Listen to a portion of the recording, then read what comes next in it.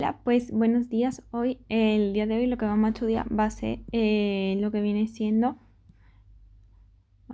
Hoy lo que vamos a estudiar va a ser la inmunopatología. Vamos a ver el primer tema de introducción. Bueno, pues ¿en qué consiste la inmunopatología? Pues va a ser el estudio de aquellas alteraciones del sistema inmune, bien sea por una deficiencia o por una alteración de esa actividad. Entonces, si es por una disminución de la respuesta del sistema inmune, que hay una deficiencia, estaríamos hablando de una inmunodeficiencia. Dentro de ella la podemos clasificar de dos formas. En cuanto a el agente causante o la causa primaria, la etiología de esa inmunodeficiencia, pudiendo ser primaria o secundaria. Primaria, si es el problema es congénito, es decir, que es propio del individuo el causante, o secundaria si está inducida por agentes externos, como puede ser, por ejemplo, el virus de la inmunodeficiencia humana, el VIH. Entonces tenemos esa primera clasificación según las causas, o bien la otra clasificación según el número y el tipo de efector que esté alterado. Como efector entendemos pues los anticuerpos, los complementos, los neutrófilos, los linfocitos, los macrófagos, etc. Entonces, si solamente se ve afectado un solo efector, estaríamos hablando de una inmunodeficiencia predominante, pues bien, si solamente de anticuerpos, pues de anticuerpos, que si es de complemento, pues del complemento, de inmunidad innata, de los fagocitos o de lo que sea. O bien, otro tipo de inmunodeficiencia que es en la que se ve afectado todos los efectores, que van a ser las inmunodeficiencias combinadas severas, las cuales son congénitas. Y es lo típico que hemos escuchado siempre hablar de los niños burbujas, los cuales pues al no tener ningún tipo de efector no pueden responder de ninguna manera al sistema inmune, o sea, a los agentes extraños, y por eso tienen que vivir en un medio aséptico, en una burbujita ahí aislado de todo el mundo hasta que pues le den algún tratamiento que permita, o por ejemplo un trasplante de médula ósea y tal, para que el paciente pues pueda vivir básicamente en el medio normal y poder exponerse pues a patógenos. Muy bien, pues como hemos dicho, ya hemos visto que puede ser por un déficit o bien por una alteración del sistema inmune. Si se ve una alteración del sistema inmune, ¿qué alteraciones podemos ver? Pues podemos ver una hipersensibilidad, que es lo que es una respuesta excesiva pues a un agente externo que normalmente es inocuo, por ejemplo el polen. Entonces, ¿qué va a pasar? Pues vamos a tener dos tipos de sensibilidad. Puede ser inmunoguiada o no inmunoguiada. Inmunoguiada quiere decir que participa la inmunoglobulina E, que bien sabemos que está alrededor del mastocito. Si está en mastocito, pues sabemos que la inmunoglobulina E pues, está alrededor. Entonces, si el antígeno se une, lo que ocurre en la inmunoguiada es que el antígeno es reconocido por esa inmunoglobulina E, y entonces lo que va a hacer es activar al mastocito haciendo que se desgranule la histamina, y la histamina al liberarse fuera, como bien sabemos, lo que hace es vasodilatar, causando pues ese edema y esa hipotensión típica de un shock anafiláctico, es decir, una hipersensibilidad de tipo 1, una reacción alérgica que siempre hemos visto. O bien puede ser inmunoguiada, no inmunoguiada, en la que no participa, que aquí no lo he puesto, en la que no participa la inmunoglobulina E, ¿vale? Aunque no participe, se activan esos mastocitos, ¿vale? De los mastocitos. Como sería, por ejemplo, en el caso que nos puso el profesor del propofol, el cual se puede unir directamente al mastocito, desgranulándolo sin unirse a esa inmunoglobulina E, es decir, llegaría aquí y él mismo provocaría la desgranulación del mastocito y por tanto causando esa vasodilatación generalizada y por tanto ese shock anafiláctico.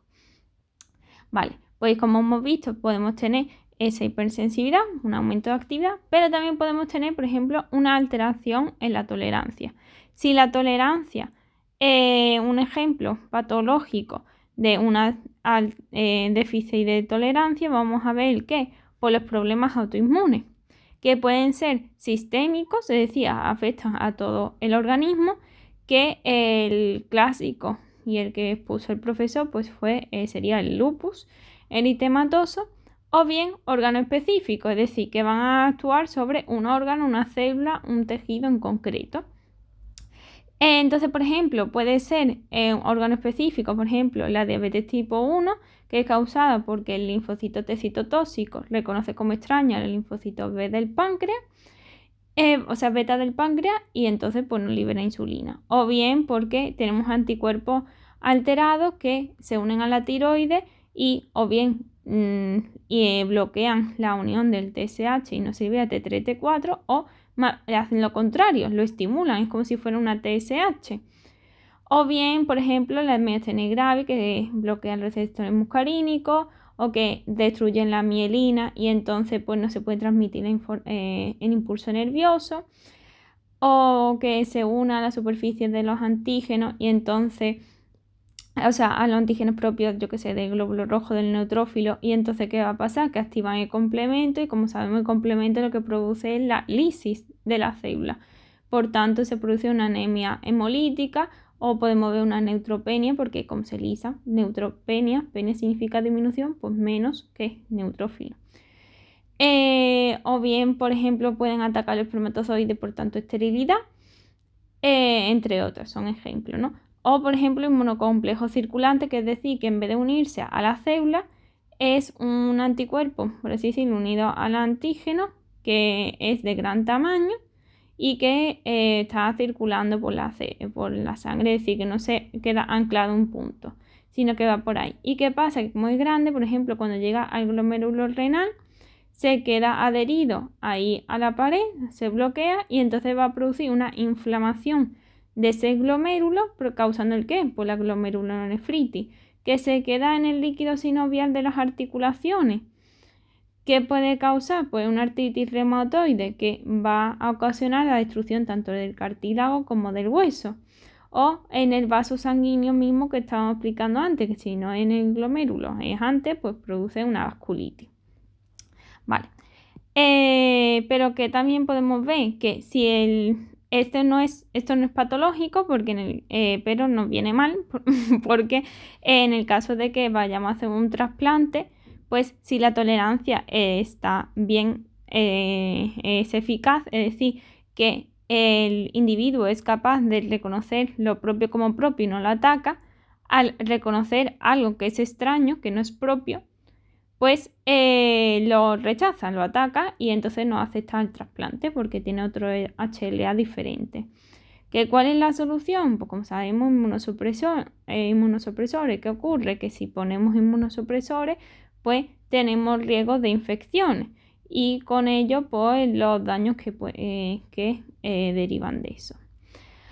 O por otro lado, ya hemos visto que pueden tener una hipersensibilidad, un aumento de actividad, una alteración de la tolerancia, o bien podemos tener unas alteraciones causadas por células tumorales, en las que vamos a ver anticuerpos paraneoplásicos. ¿Y estos qué son? Pues son anticuerpos que van a actuar contra antígenos propios que son causados por esas células tumorales. Es decir, nosotros sabemos, por ejemplo, que hay células tumorales que pueden ocasionar proteínas propias del sistema nervioso central o de la piel. ¿Qué ocurre? Que la piel, como bien sabemos, está fuera de nuestro cuerpo, es externa a nosotros, y el cerebro, debido a la barrera hematoencefálica, pues las proteínas no pasan, se quedan ahí. Entonces nuestros anticuerpos nunca se van a poner en contacto con ellos. ¿Pero qué ocurre? Que hay tumores que son capaces de crear, o sea, de sintetizar proteínas bien de la piel o bien del sistema nervioso central. Y como si está dentro, por ejemplo en el pulmón, si está dentro, ¿no?, del organismo y si pasa la sangre y le llega directamente, porque como sabemos en la piel no llegan capilares directamente, se nutren por difusión y por la difusión pues nos van a pasar los anticuerpos. Bueno, el sistema inmunoglobulinado, que está en la mucosa, pero que no, ¿vale? No pasa, sino que es por difusión. Entonces, ¿qué va a ocurrir? que en este caso el anticuerpo lo va a reconocer y dice, uy, esto es raro, yo esto nunca lo he visto. Entonces lo va a atacar. ¿Y qué pasa? Que hay anticuerpos, como es la inmunoglobulina G, que sí que es capaz de atravesar por las barreras y tal. Entonces, ¿qué va a pasar? Que puede atravesar la barrera hematoencefálica, detecta a esos antígenos propios, es decir, esas proteínas del cerebro, y las destruye. Y lo mismo puede causar pues con las células de la piel. Con la inmunoglobulina A cuando salga, y la G también salía, pero la A es la principal de las mucosas. Y entonces las atacaría. Entonces, ¿qué vamos a ver? Vamos a ver pacientes que me vienen con síntomas neurológicos y dermatológicos que no me concuerdan con nada, y si yo le hago una analítica de estos anticuerpos para neoplásicos, me tengo que preocupar y ponerme a buscar un tumor, porque esto es causado por un tumor, y ahora ya descubriremos si dónde lo tiene, dónde no está. Y finalmente, para concluir, pues básicamente, como hemos visto, si tenemos las inmunopatologías, lo que van a ser pues alteraciones, pueden causar alteraciones de la transmisión nerviosa, como he visto la mielina, pues anemia, tal, diabetes, alteraciones metabólicas, esterilidad, y entre otras cosas. Y como hemos visto, si tenemos lesiones crónicas, las lesiones, lo que va a pasar es que después de una lesión, pues nuestro cuerpo, gracias al sistema inmunitario, pues vamos a reparar los tejidos. Y entonces, ¿qué ocurre? Que si yo tengo infecciones recurrentes, por ejemplo con la inmunodeficiencia, se me va a lesionar todo el rato la zona. Entonces yo lo que voy a hacer va a ser mandar y estimular a las células para que regeneren ese tejido. Normalmente las infecciones se ocurren en el tejido conjuntivo, ¿vale? de nuestro organismo. Entonces lo que vamos a hacer es estimular los fibroblastos, pero ahora, en vez de, por ejemplo, en los pulmones, en vez de crear pues elastina, que lo que le da es elasticidad a los pulmones y que se abran y que vayan para arriba y para abajo, en vez de liberar elastina, liberan, o sea, sintetizan colágeno, el cual es rígido. Entonces el pulmón pierde esa elasticidad, se forma una cicatriz y forma lo que se dice, como siempre hemos escuchado, pues la fibrosis pulmonar, la fibrosis quística, también la fibrosis hepática que hemos escuchado, pues básicamente en el parénquima, como vimos en histología, pues en vez se crea esa cicatriz, ya no pasa, o por ejemplo lo de las células de hito, que ahora liberan en la matriz pues ese tejido, o sea, ese colágeno, y ahora se vuelve una cicatriz y impide pues que se intercambie la sustancia y produce el edema y todo el rollo.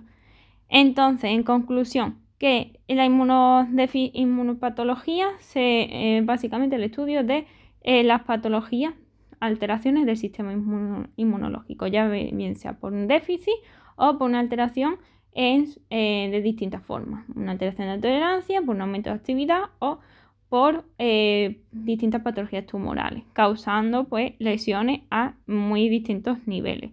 Y por eso es importante su estudio. Y lo importante que las infecciones tienen lugar en el tejido conjuntivo, y que toda lesión es seguida por una reparación, y la propia reparación, si se mantiene en el tiempo y es excesiva, como vemos, produce una cicatriz alterando la función de ese órgano, de ese órgano.